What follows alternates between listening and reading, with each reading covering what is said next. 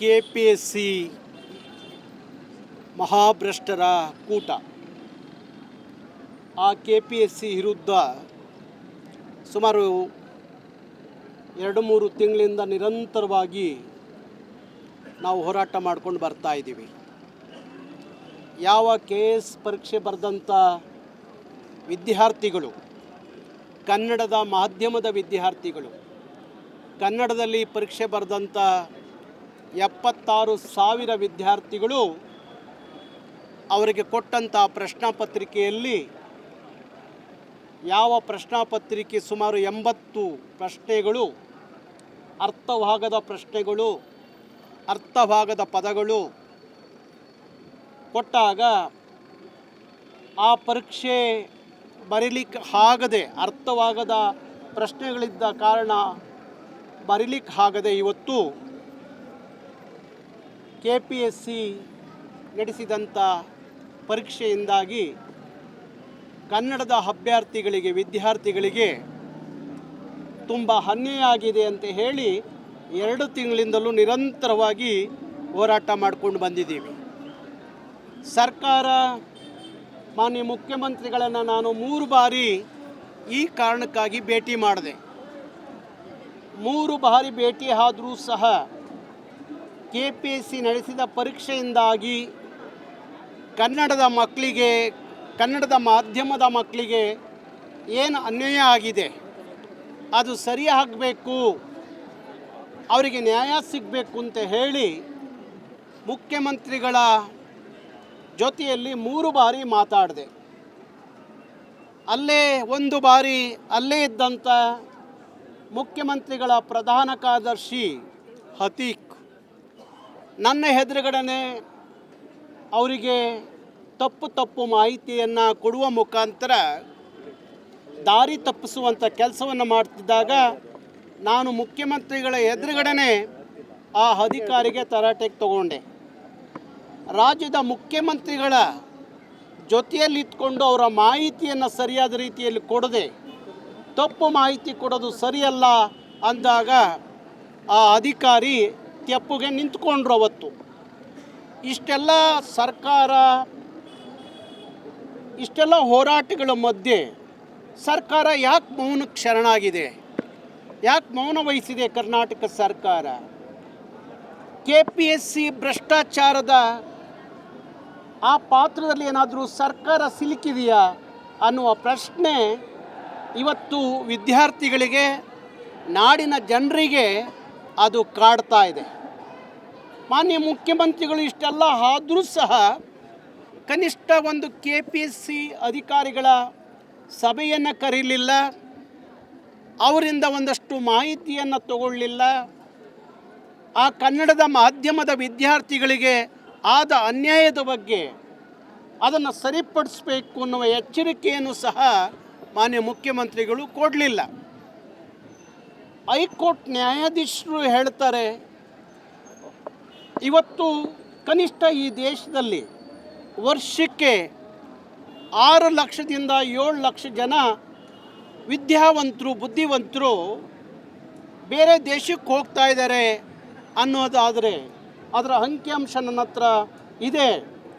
ಆದರೆ ಆ ವಿದ್ಯಾರ್ಥಿಗಳು, ಆ ವಿದ್ಯಾವಂತರು, ಆ ಬ್ರೈನ್ ಯಾಕೆ ಬೇರೆ ದೇಶಗಳಿಗೆ 6 ಲಕ್ಷ 7 ಲಕ್ಷ ಜನ ವರ್ಷಕ್ಕೆ ಹೋಗ್ತಾರೆ ಅನ್ನೋದಾದರೆ ನೀವು ಮಾಡ್ತಾ ಇರುವಂಥ ಮಹಾಭ್ರಷ್ಟಾಚಾರದಿಂದ ಬೆಂದು ನೊಂದು ಆ ವಿದ್ಯಾರ್ಥಿಗಳು ಬೇರೆ ದೇಶಕ್ಕೆ ಹೋಗ್ತಾರೆ. ಆ ದೇಶ ಅವ್ರನ್ನ ಬಳಸ್ಕೊಂಡು ಸಮೃದ್ಧವಾದ ಒಂದು ದೇಶವನ್ನು ಕಟ್ಟುತ್ತೆ ಅನ್ನುವಾಗ ನಿಮಗೆ ಯೋಗ್ಯತೆ ಇಲ್ವಾ?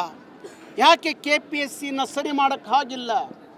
ಕನಿಷ್ಠ 150 ಭಾಗ ಆದರೂ ಪ್ರಾಮಾಣಿಕವಾದಂಥ ಓದಿದಂಥ ಮಕ್ಕಳಿಗೆ ಕೆಲಸ ಸಿಗಬಾರ್ದು, ಆ ಕೆಲಸ ಕೊಡಬಾರ್ದು ಅಂತೇಳಿ KPSC ಅಧಿಕಾರಿಗಳನ್ನ ಹೈಕೋರ್ಟ್ ನ್ಯಾಯಾಧೀಶರು ತರಾಟೆಗೆ ತಗೋತಾರೆ.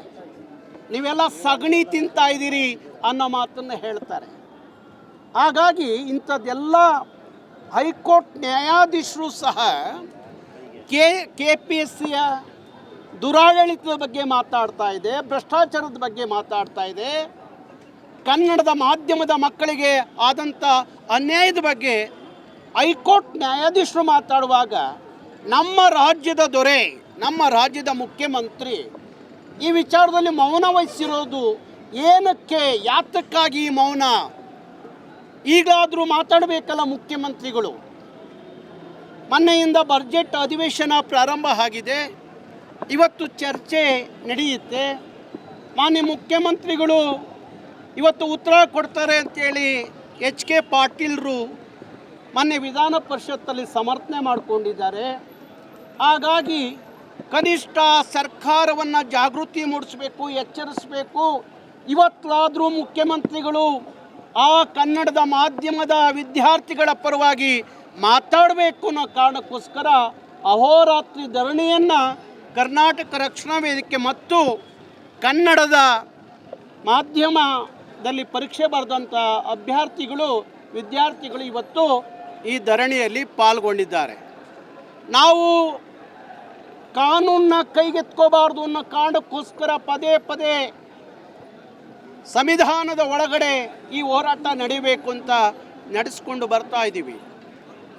ಇವತ್ತು ನನಗೆ ಅನಿಸ್ತಾ ಇದೆ, ಏನೋ ಮಾತಾಡದಲ್ಲೇ ಇದ್ದಾಗ, ಮೌನದಲ್ಲಿದ್ದಾಗ ಸರ್ಕಾರ ನಮ್ಮನ್ನು ಪ್ರಚೋದಿಸ್ತಾ ಇದೆಯಾ ಈ ಸರ್ಕಾರ ಅನ್ನೋದು ನಮಗೆ ಅನ್ನಿಸ್ತಾ ಇದೆ. ಹಾಗಾದರೆ ನಮ್ಮ ಹೋರಾಟದ ಈ ರೂಪ, ಈ ಸ್ವರೂಪ ನಿಮಗೆ ಇಷ್ಟ ಆಗ್ತಾ ಇಲ್ವಾ? ಹಾಗಾದರೆ ನಮ್ಮ ಹೋರಾಟ ಬೇರೆ ತಿರುವತಿಯನ್ನು ಪಡ್ಕೋಬೇಕಾ ಅನ್ನೋದು ನಾವು ಕೇಳುವಂಥ ಪ್ರಶ್ನೆ.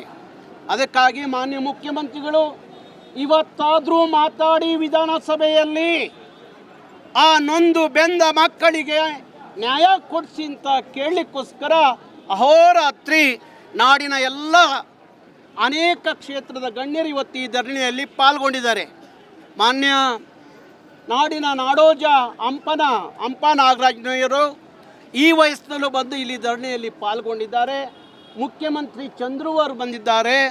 ಕನ್ನಡ ಸಾಹಿತ್ಯ ಪರಿಷತ್ತಿನ ಮಾಜಿ ಅಧ್ಯಕ್ಷರಾಗಿರುವಂಥ ನಲ್ಲೂರು ಪ್ರಸಾದ್ ಅವರು ಬಂದಿದ್ದಾರೆ. ಇವತ್ತು ಮತ್ತು ನಾಳೆ ರಾಜ್ಯದ ಅನೇಕ ಕ್ಷೇತ್ರದ ಮಠಾಧೀಶರು, ಸಾಹಿತಿಗಳು, ಚಿತ್ರರಂಗದ ಗಣ್ಯರು ಇವರೆಲ್ಲ ಈ ಧರಣಿಯಲ್ಲಿ ಪಾಲ್ಗೊಳ್ತಾರೆ. ಹಾಗಾಗಿ ಮಾನ್ಯ ಮುಖ್ಯಮಂತ್ರಿಗಳಲ್ಲಿ ನಾನು ಮನವಿ ಮಾಡ್ತೀನಿ, ನೀವು ಎಲ್ಲ ಹೋದ ಕಡೆ ಬಂದಿದ್ದ ಕಡೆ ಕನ್ನಡದ ವ್ಯಾಕರಣದ ಪಾಠ ಮಾಡ್ತಿರಲ್ಲ, ಕನ್ನಡದ ನೀತಿ ಪಾಠಗಳನ್ನ ಹೇಳ್ತಿರಲ್ಲ, ಇದಾ ನಿಮ್ಮ ಕನ್ನಡದ ಕಾಳಜಿ ಕಳಕಳಿ ಎನ್ನುವ ಪ್ರಶ್ನೆ ಕನ್ನಡಿಗರನ್ನ ಕಾಡ್ತಾ ಇದೆ. ನಿಮಗೆ ನಿಜವಾದ ಕನ್ನಡದ ಕಾಳಜಿ ಇರೋದಾದರೆ, ಕನ್ನಡದ ಮಕ್ಕಳ ಭವಿಷ್ಯ ಕಟ್ಕೊಡ್ಬೇಕು ಅನ್ನೋ ನಿಜವಾದ ಕಾಳಜಿ ಇರೋದಾದರೆ, ಆ ಮಕ್ಕಳು ಏನಿವತ್ತು 76,000 ಮಕ್ಕಳು ಬೀದಿಯಲ್ಲಿ ನಿಂತಿದ್ದಾರಲ್ಲ, ಆ ಮಕ್ಕಳಿಗೆ ನ್ಯಾಯ ಕೊಡಿಸಿ ಅಂತ ಹೇಳಿ ನಾವು ಈ ಹೋರಾಟವನ್ನು ಅಹೋರಾತ್ರಿ ಧರಣಿ ಮಾಡುವ ಮುಖಾಂತರ ಮಾಡ್ತಾ ಇದ್ದೀವಿ. ಇದು ನಿಮಗಿಷ್ಟ ಆಗದೆ ಹೋದರೆ ನಮ್ಮ ಹೋರಾಟದ ಸ್ವರೂಪವನ್ನು ಇನ್ಮೇಲೆ ಬೇರೆ ಮಾಡ್ಕೋಬೇಕಾಗತ್ತೆ. ನಾರಾಯಣಗೌಡರು ಕಾನೂನು ಕೈಗೆತ್ಕೊಂಡ್ರು ಅಂತೇಳಿ ಅನ್ನಬೇಡಿ, ಯಾಕೆಂದರೆ ವಿಧಿ ಇಲ್ಲ. ಮೊನ್ನೆ ಹೈಕೋರ್ಟ್ ನ್ಯಾಯಾಧೀಶರು ಹೇಳಿದ್ದನ್ನೇ, ಈಗ ಅನ್ಯಾಯ ಮಾಡಿದ್ರೆ, ಈಗ ಭ್ರಷ್ಟಾಚಾರ ನಡೆದ್ರೆ ಒಂದಿನ ಈ ನೆಲದಲ್ಲಿ ದೊಡ್ಡ ಕ್ರಾಂತಿ ಆಗುತ್ತೆ ಅನ್ನೋ ಮಾತನ್ನು ಅವರು ಹೇಳಿದಂಥದ್ದು. ಅದಕ್ಕೋಸ್ಕರ ಮಹಾನ್ ಕ್ರಾಂತಿ, ಇಡೀ ರಾಜ್ಯದ ಜನ ಭುಗಿಲೆದ್ದು ಬೀದಿಗೆ ಬರೋಕ್ಕಿಂತ ಮುಂಚೆ ರಾಜ್ಯ ಸರ್ಕಾರ, ಮುಖ್ಯಮಂತ್ರಿಗಳು ನ್ಯಾಯ ಕೊಟ್ಟರೆ ಸರಿ, ಇಲ್ಲ ಅಂದರೆ ಈ ನಾಡಿನ ಜನ ಭುಗಿಲೆ ಹೇಳ್ತಾರೆ, ನೀವ್ಯಾರೂ ಅವರನ್ನು ತಡಿಲಿಕ್ಕೆ ಆಗಲ್ಲ ಅನ್ನುವ ಎಚ್ಚರಿಕೆಯನ್ನು ರಾಜ್ಯ ಸರ್ಕಾರಕ್ಕೆ ಕೊಡ್ತಾ ಇದ್ದೀನಿ.